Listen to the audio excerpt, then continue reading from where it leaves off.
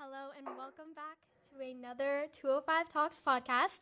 Today on desk we have Tobin Gilmartin. Thank you so much for joining me. Yeah, of course. Yeah, I'm so excited to talk to you and for everyone to hear your story. So I wanted to kick this off because today we're going to be talking about Tobin's musical journey.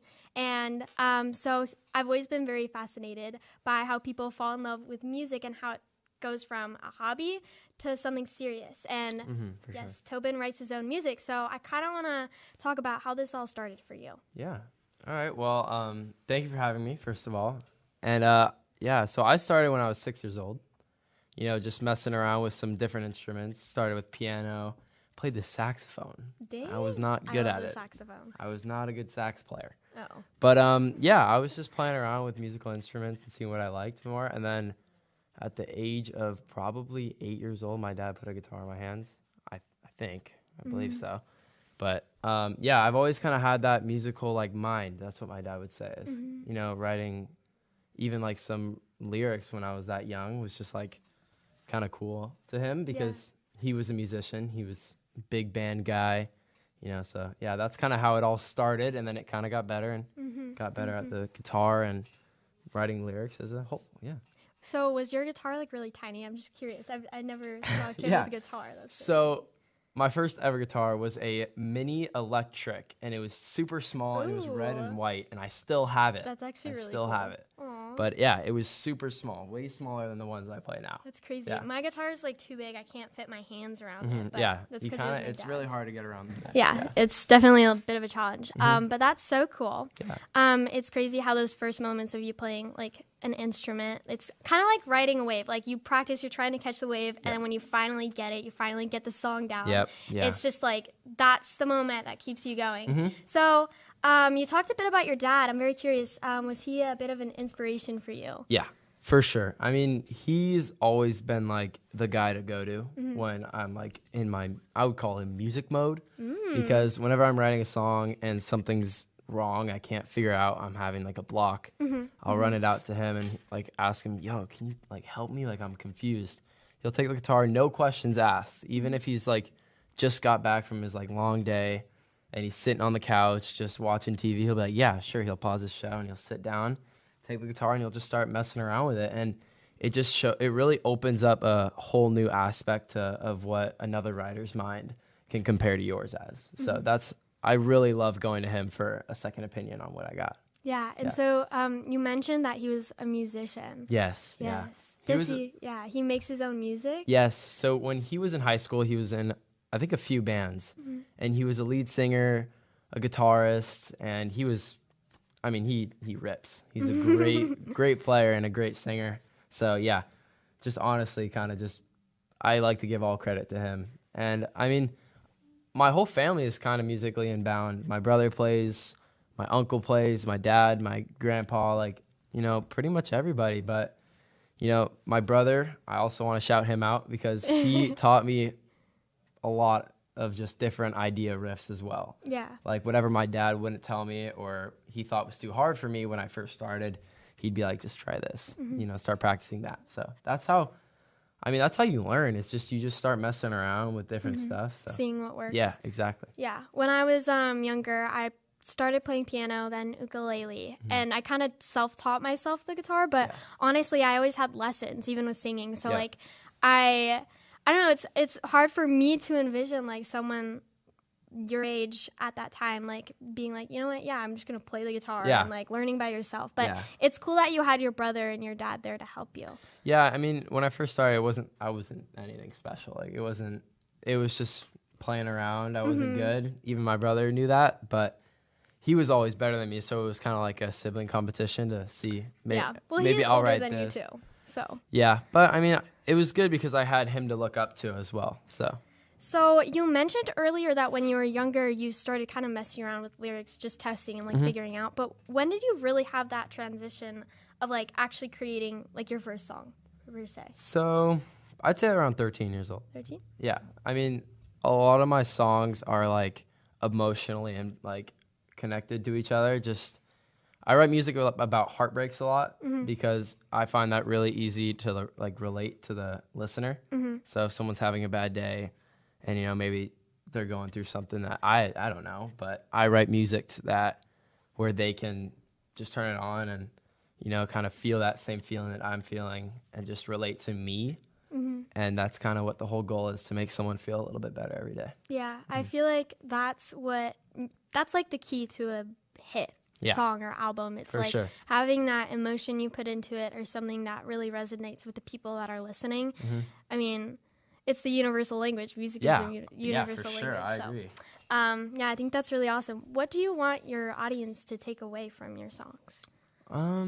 Just like, I don't know. I really like making people happy because, I mean, that's the goal. That's what I live for, you know? So I try to make music that people can just, listen to and just enjoy it and not have to worry about anything. You know what I mean? Kind of like an escape. Yeah, exactly. I mean, that for me, music is my escape. Writing music and making music is my escape. And maybe some other people haven't tried that yet, and they want to use somebody music, maybe even mine, someone like to get into that. And, you know, maybe I start someone's music stuff. So, You're right. I feel like everyone connects with music even if you don't play. Yeah, for sure. Which brings me to my next question, which was, how do you feel that, like, even with people who don't actually play, how do you think music can help connect people? I think music connects people really well because, I mean, it's just so universal, you know, like everyone around the world listens to music, like, and it's a place to know that you're not alone, you know?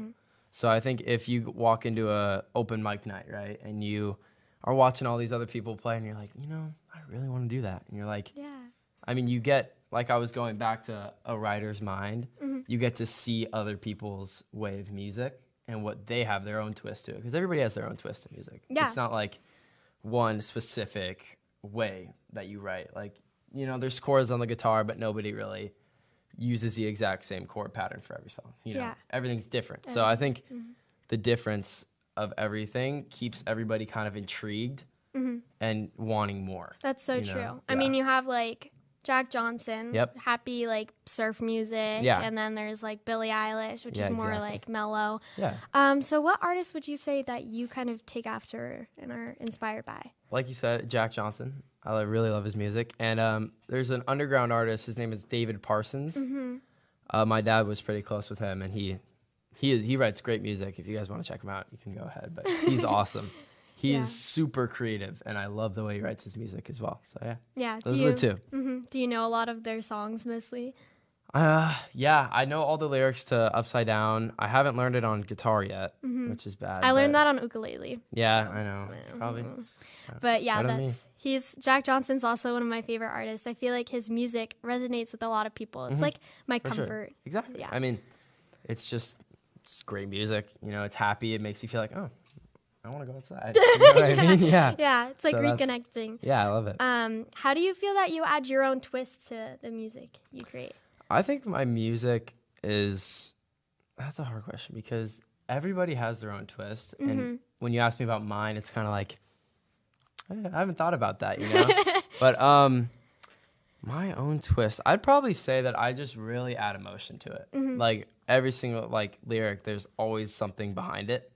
And I just really like to pour my heart into what I write. And it's never like something that I haven't experienced, you know? It's just something that, you know, maybe I've had like in my chest or like I needed to let out, and I'll just put it in a lyric. And I think that's something that makes my music a little different. Yeah, I feel like from hearing his music, which you guys will hear later, so stay tuned. Yeah. I can definitely see how I think that's your twist where you add that emotion, and it's really powerful. And I feel like I said, that's what makes a hit. So you mentioned playing at open mic nights. Yeah, so my dad has been really wanting me to do that.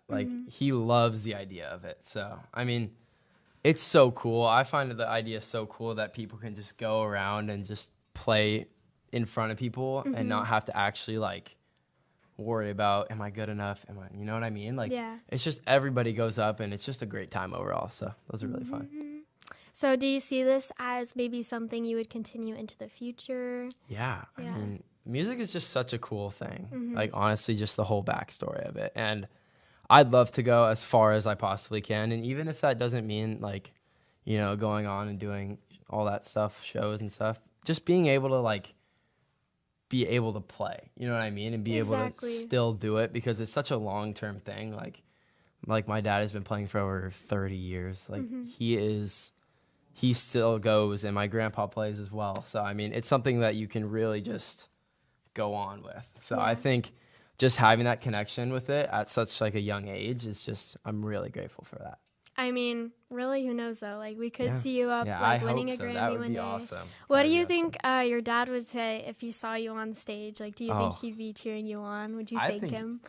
I mean, he's been #1 fan, and so is my mom. Like, whenever I come out and play them something, they'll be like, "This is really good." Even if it's not one of my best pieces, they'll still hype me up, tell me this is awesome, and then go into the part where it's criticism mode, which is constructive criticism, Yeah. of course. But yeah, so I think they'd be really proud, and I hope I can make them proud. That'd be Aw, great. so sweet. Yeah. So I feel like for every artist, writing music or creating it is different.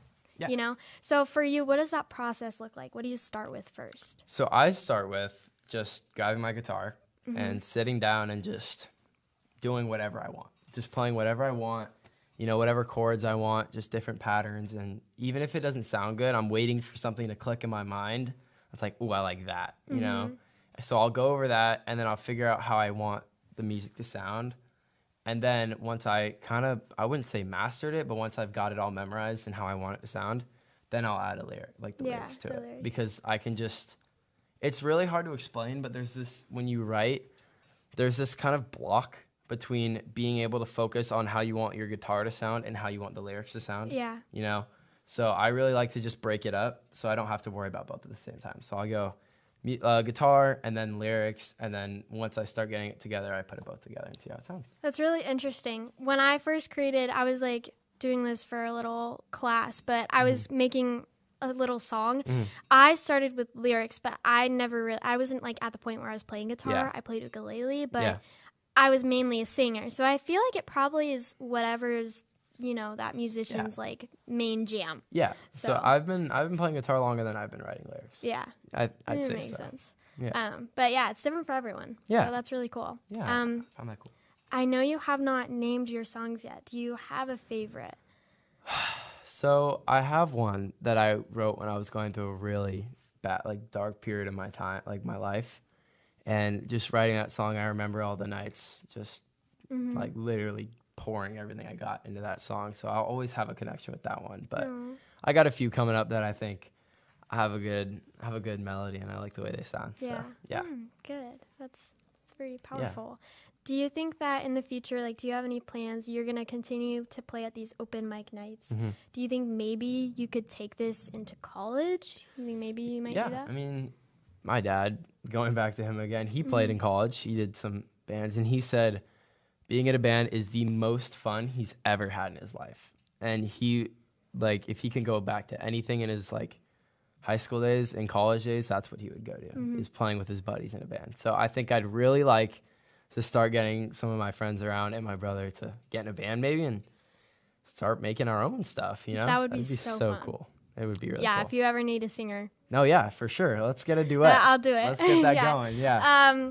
But thank you so much for coming. Yeah. on Thank the you for having podcast. me. It means a lot. Yeah, I have one last question for you. What do you have to say to any other musicians, young artists out there who might be listening to add some little inspirational flair? I would say just keep going. Yeah. Just don't give up even when it feels like it's impossible. You just got to keep going, because I promise you the process will get better. You're going to start figuring it out, and it just takes time. Yeah. It really takes time. But every single artist is a different person. You know, every single person has their own music. And I think the whole music community is such a welcoming community. I think there's literally nothing to worry about, and you just got to step out of your comfort zone. Yeah. So that's what I'd say to the That's, future. yeah, Yeah. I agree. Yeah. All right. Thank you so much. Thank you for having me. This was Yeah. awesome. I hope I get to hear one of your songs. Yeah, I will definitely be playing you one. Cool. All right. Thank you. Thanks for tuning in, everyone. And for 205 Talks, I'm Charlotte Gallion.